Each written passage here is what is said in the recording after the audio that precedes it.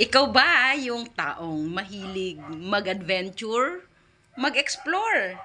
Lalong-lalo na yung mga lugar na hindi mo pa narating o napuntahan kahit alam mong mayroong nag-i-exist na ganong lugar. Pero gustong-gusto mo siya minsan puntahan, wala lang oras.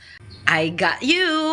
Dito na tayo. Samahan nyo kami ni Ate Ida sa aming pag-explore dito sa Montalban, Rizal. Lalabas tayo ng Antipolo City.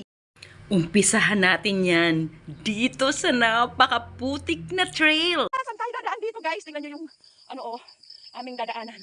Sobrang putik talaga ngayon. Napakadulas, napakalalim ng putik. Kita nyo, oh.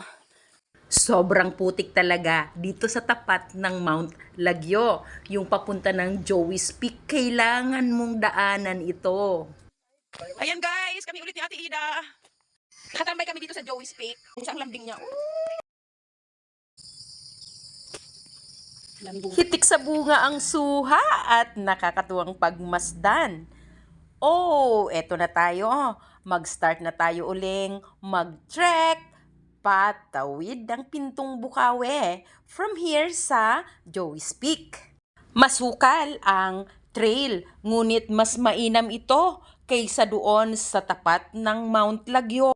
Napakalalim naman kasi ng putik doon at madulas. Marami kaming nadaanan ditong mga iba't ibang puno na may magagarang kulay katulad ng punong ito. Manguha muna kami ng bayabas. Dami ating bunga, oh!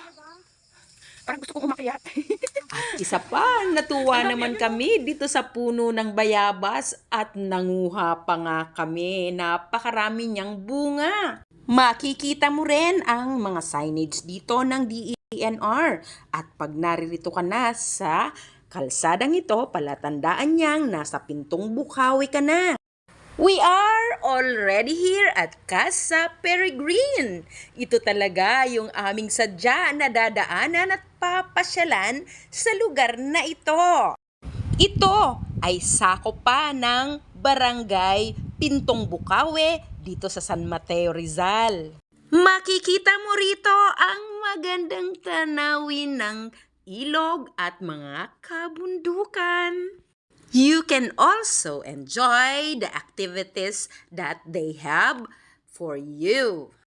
After those activities and photo ops, you can now eat your choice of food that they have.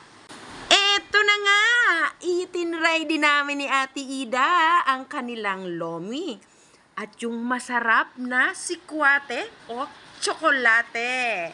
Thank you for watching, and I will see you soon.